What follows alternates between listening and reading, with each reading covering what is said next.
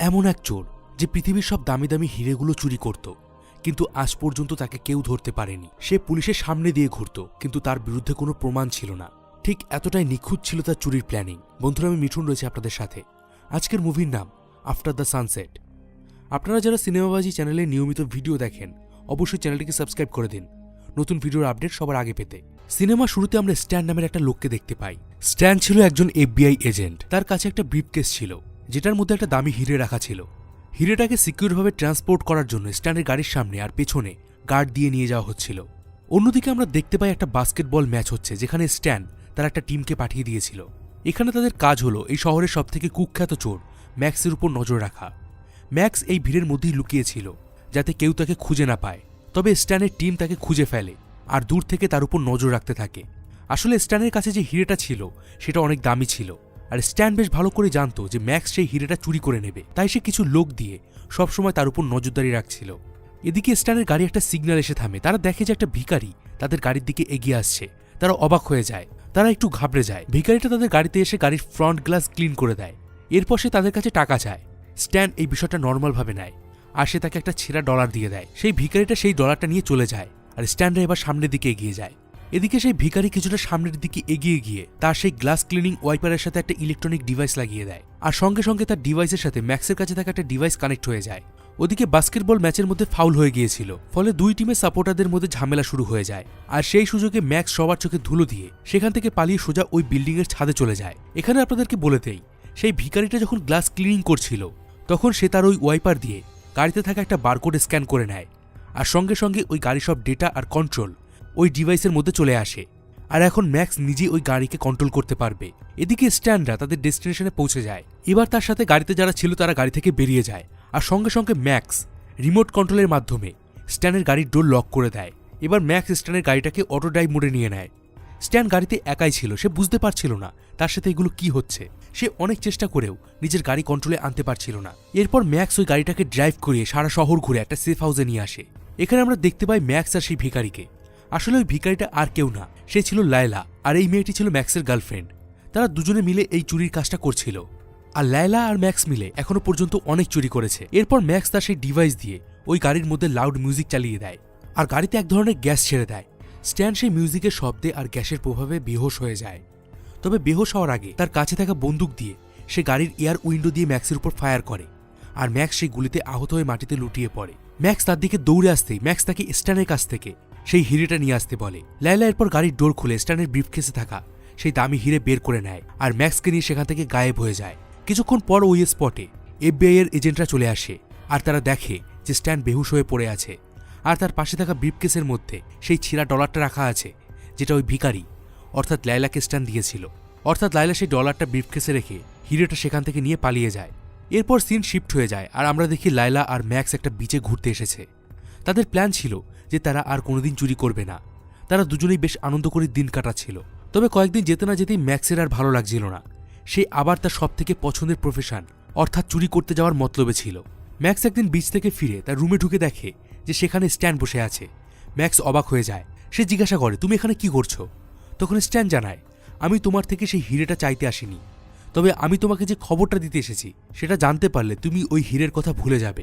স্ট্যান তাকে একটা বুকলেট দেখায় আর বলে, কয়েকদিন পরেই এই বিচে একটা ক্রুজ শিপ আসবে, যেটার মধ্যে নেপোলিয়নের তৃতীয় হিরেটা রাখা আছে, যার দাম প্রায় $20 মিলিয়ন।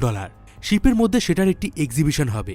যদি তুমি সেটা চুরি করতে পারো তাহলে তুমি মালামাল হয়ে যাবে। আর আমি এটাও জানি যে তুমি নেপোলিয়নের প্রথম আর দ্বিতীয় হিরেটা চুরি করেছ। এসব শুনে ম্যাক্স তাকে বলে, আমি আর লায়লা চুরি করা ছেড়ে দিয়েছি, আর ওইসব হিরেতে আমার কোনো ইন্টারেস্ট নেই। এটা শুনে স্ট্যান সেখান থেকে চলে যায়।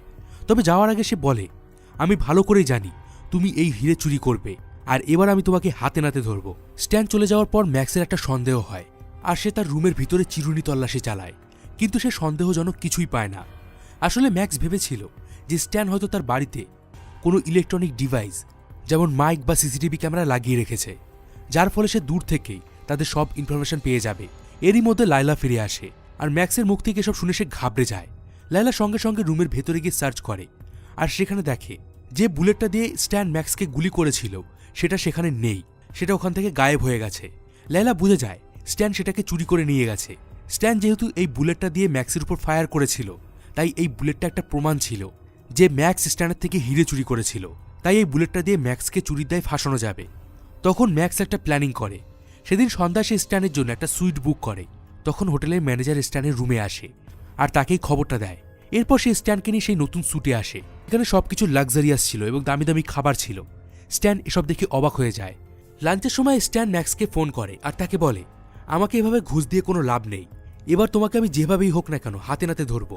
এমন সময় দুজন মাসাজ লেডি তার রুমে আসে তাকে মাসাজ করার জন্য।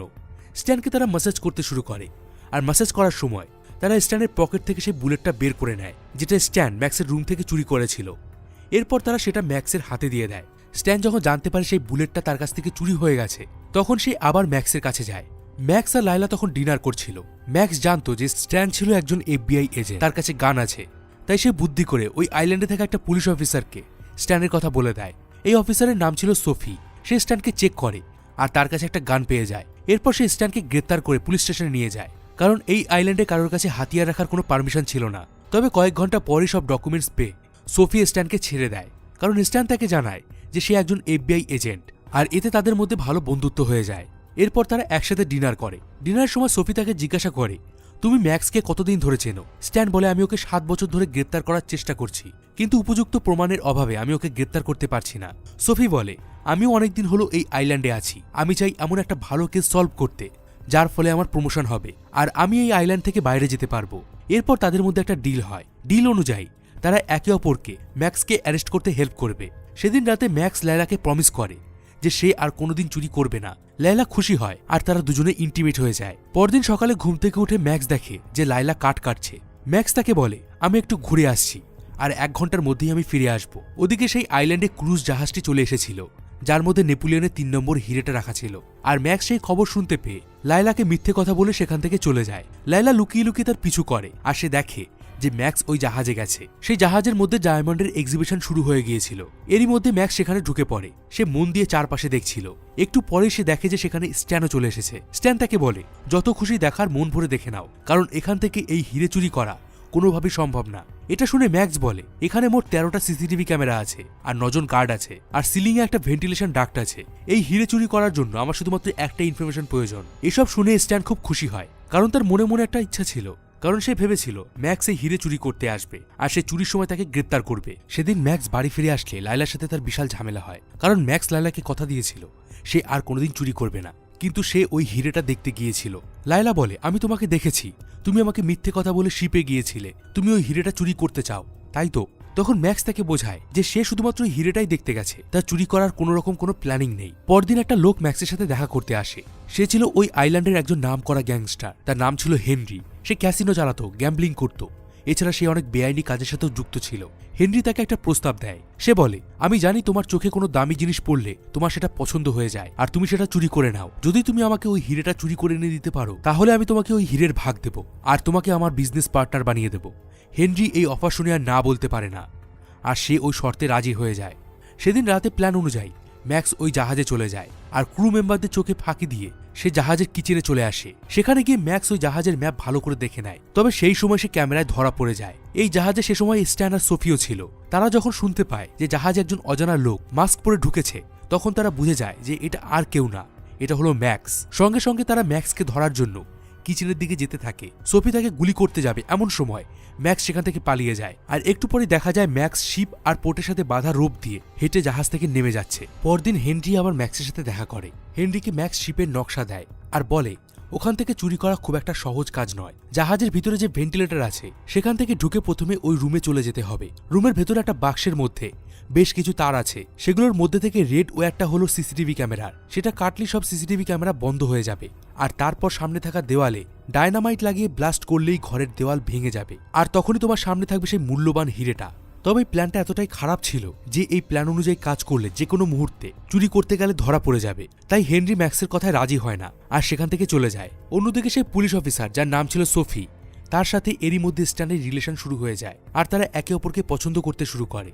সেদিন রাতে স্ট্যান পার্টি করছিল আর সে প্রচুর পরিমাণে ড্রিঙ্ক করে ফেলেছিল। তার এতটাই নেশা হয়ে গেছিল যে সে নিজের নেশার ঘোরে তার সাথে ঘটে যাওয়া সব রিসেন্ট ঘটনাগুলো সবাইকে বলে দিচ্ছিল। তবে সেখানে থাকা সবাই তার কথাগুলো মজা হিসাবে নিচ্ছিল, কারণ তারা জানতো যে স্ট্যান